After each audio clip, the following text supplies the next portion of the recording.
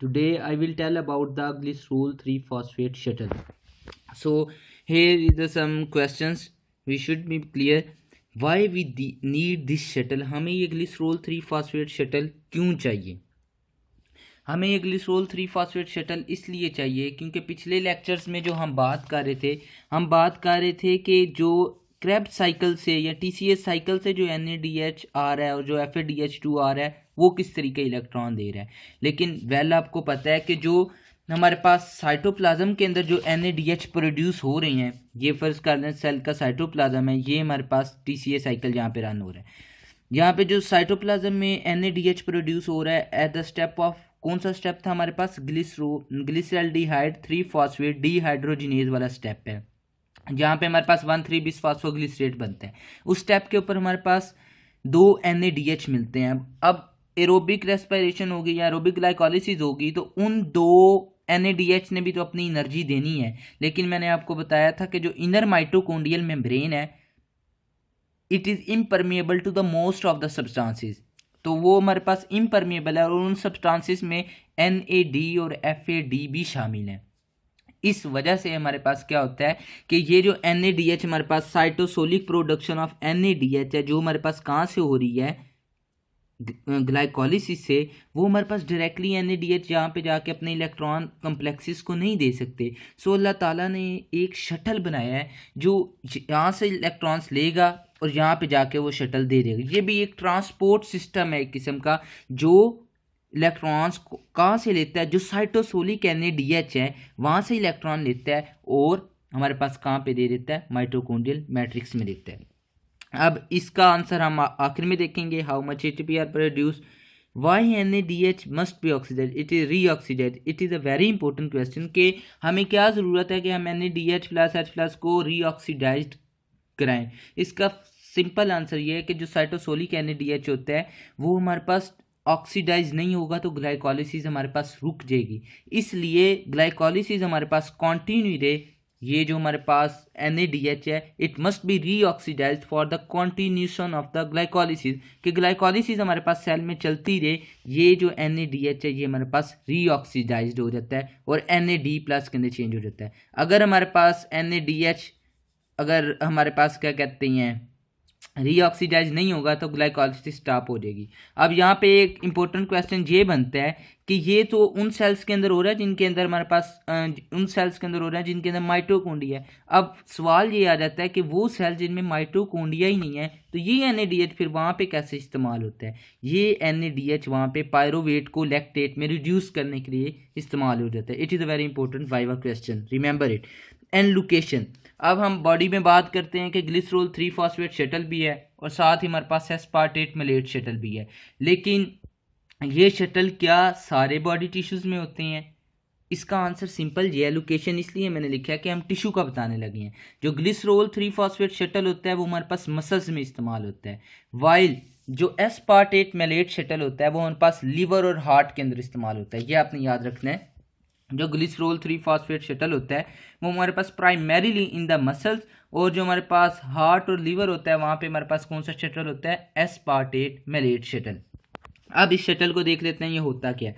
जो cytosolic production of NADH है वो हमारे पास जो ग्लाइकोलिसिस से आ रही है, ये NADH अपने रीऑक्सीडाइज्ड हो जाएगा NAD+ के अंदर, और हमारे पास जो डाईहाइड्रोक्सी एसीटोन फॉस्फेट पड़ा हुआ है, डाईहाइड्रोक्सी एसीटोन फॉस्फेट, वो हमारे पास इन इलेक्ट्रॉन्स को एक्सेप्ट करेगा और इंजाइम होगा हमारे पास साइटोसोलिक ग्लिसरॉल 3-phosphate डीहाइड्रोजिनेज।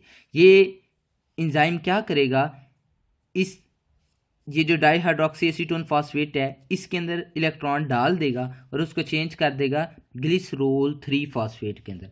अब ग्लिसरॉल 3-phosphate क्या करेगा, यहाँ से चलेगा साइटोसोल से इनर माइटोकॉन्ड्रियल मेम्ब्रेन क्रॉस करेगा और वहाँ पे जाके जो इसने इलेक्ट्रॉन लिए होते हैं यहाँ से वो दे देगा हमारे पास ग्लिसरॉल 3-phosphate। दोबारा glycerol 3-phosphate can reconverted into the dihydroxyacetone phosphate, and this dihydroxyacetone phosphate is freely permeable to both of the membranes of the mitochondria. ये dihydroxyacetone phosphate inner mitochondrial membrane को भी permeable होता है और outer mitochondrial membrane के ऊपर भी, तो ये freely क्रॉस कर जाता है और दोबारा हमारे पास आ जाता है साइटोसोल में, ताकि ये दोबारा ये अपना वाला फंक्शन दोबारा कर सके. So this is the shuttle and this shuttle known as a glycerol 3 phosphate shuttle.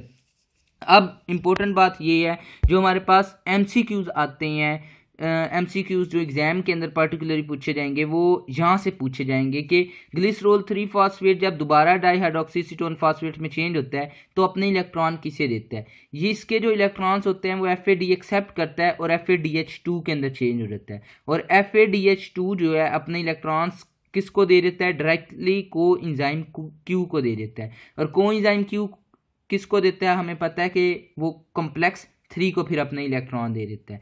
सो अब क्वेश्चन ये आता है कि अब हमारे पास ये लास्ट क्वेश्चन का आंसर अब आएगा कि how much ATP are produced. हमें पता है कि अपने प्रीवियस नॉलेज से इलेक्ट्रॉन ट्रांसपोर्ट चेन का जो नॉलेज है कि कोएंजाइम Q जो है उसने ग्लिसरोल 3 फॉस्फेट से हमारे पास इलेक्ट्रॉन ले लिए, 3 फॉस्फेट जो शटल है उससे उसने इलेक्ट्रॉन ले लिए, ये जो FAD बनना था, ये ग्लिसरोल 3 फॉस्फेट है, ये चेंज हो गया डाईहाइड्रोक्सी एसीटोन फॉस्फेट के अंदर, इसने अपने इलेक्ट्रॉन FAD को दिए, FAD चेंज हो गया FADH2 के अंदर, FADH2 ने कोएंजाइम Q को इलेक्ट्रॉन दे दिए. अब यहाँ तक कोएंजाइम Q तक बात आ गई कि कोएंजाइम Q के पास इलेक्ट्रॉन है. अब कोएंजाइम Q अपने इलेक्ट्रॉन दे देगा कम्प्लेक्स 3 को, कम्प्लेक्स 3 से आगे इलेक्ट्रॉन देंगे. अब देखें कि यहाँ पे जो कम्प्लेक्स 1 है ये बाईपास हो गया, इधर से जो हमारे पास 4 प्रोटॉन्स निकलने थे वो नहीं निकले. क्यों नहीं निकले, क्योंकि कोएंजाइम Q के पास डायरेक्टली इलेक्ट्रॉन्स आ गए हैं, उसने दे दिए हैं कम्प्लेक्स 3 को, और कम्प्लेक्स 3 ने साइटोक्रोम C को, साइटोक्रोम C ने कम्प्लेक्स 4 को. तो इन दो कम्प्लेक्सिस से तो प्रोटॉन पंप हो गए हैं, लेकिन यहाँ से प्रोटॉन पंप नहीं हुए. सो डैट्स वाई यहाँ से जो ATP प्रोड्यूस होंगे वो कितने प्रोड्यूस होंगे, याद रखें कि ये एक थ्योरी की बात है कि 1.5 moles of the ATP is produced from 1 mole of the FADH2. और ये क्यों होता है इसकी मैंने आपको बायोलॉजिकल रीज़न भी बता दिया है कि यहाँ से हमें तो पता है कि कम्प्लेक्स 2 तो प्रोटॉन को पंप ही नहीं करता from matrix into the intermembranous space, 1 करता है, 3 करता है और 4 करता है. अब इधर इलेक्ट्रॉन डायरेक्टली कोएंजाइम Q के पास आ गए हैं, तो कोएंजाइम Q ने वो डायरेक्टली इलेक्ट्रॉन्स 3 को दे दिए हैं, 3 ने पंप कर दिया, फिर 4 के पास इलेक्ट्रॉन गए, 4 ने पंप कर दिया, लेकिन 1 के पास तो इलेक्ट्रॉन्स आए नहीं. तो जब एनर्जी नहीं आई तो वो खैर ही पंप करेगा माइटोकॉन्ड्रियल मैट्रिक्स से इंटरमेम्ब्रेनस स्पेस में, वो पंप ही नहीं करेगा क्योंकि उसके पास इलेक्ट्रॉन्स ही नहीं आए. सो इस पंप बाईपास की वजह से हमारे पास FADH का जो मॉलिक्यूल है वो कम एनर्जी प्रोड्यूस करता है as compared to the NADH. This is all about the glycerol 3 phosphate shuttle. How glycerol 3 phosphate shuttle works. ये हमारे पास डाईहाइड्रोक्सीसीटोन फॉस्फेट है, ये ग्लिसरोल 3 फॉस्फेट में चेंज हो जाता है bye accepting electrons from the NADH, and NADH रीऑक्सीडाइज हो जाता है, और इंजाइम कौन सा है, साइटोसोलिक ग्लिसरोल 3 फॉस्फेट डीहाइड्रोजिनेज. ये अंदर चले जाता है और यहाँ पे इंजाइम होता है माइटोकॉन्ड्रियल ग्लिसरोल 3 फॉस्फेट डीहाइड्रोजिनेज. सिर्फ नाम हमारे पास माइटोकॉन्ड्रियल आ जाएगा, वरना इंजाइम का नाम वही है, ग्लिसरोल 3 फॉस्फेट डीहाइड्रोजिनेज. यहाँ पे साइटोसोलिक होगा, वहाँ माइटोकॉन्ड्रिया में तो माइटोकॉन्ड्रिया हो जाएगा, माइटोकॉन्ड्रियल हो जाएगा. वो डाईहाइड्रोक्सीसीटोन फॉस्फेट में चेंज हो जाएगा, डाईहाइड्रोक्सीसीटोन फॉस्फेट हमारे पास दोबारा बाहर आ जाएगा ताकि दोबारा अपना वो यही वाला फंक्शन परफॉर्म कर सके. और यहाँ पे जो इलेक्ट्रॉन्स होंगे वो हमारे पास FAD एक्सेप्ट कर लेगा और FADH2 के अंदर चेंज हो जाएगा, और FADH2 फिर वो इंटरनल इलेक्ट्रॉन्स कोएंजाइम Q को दे देगा, कोएंजाइम Q फिर हमारे पास इलेक्ट्रॉन क्या कहते हैं आगे इलेक्ट्रॉन्स दे देगा, और उसकी वजह से हमारे पास जो ये यहाँ पे हमने कीमोऑस्मोटिक hypothesis of the oxidative phosphorylation पढ़ी थी, वो उसकी वजह से हमारे पास यहाँ पे पंप होंगे प्रोटॉन, फिर प्रोटॉन जो है हमारे पास कम्प्लेक्स 5 में से पास करेंगे और ATP की फॉर्मेशन देंगे. तो 1 mole of FADH2 produces 1.5 mole of ATP. ये मैकेनिज्म है which I can tell to you. So this is all about the glycerol 3 phosphate shuttle. Hope you will understood well. Thank you very much.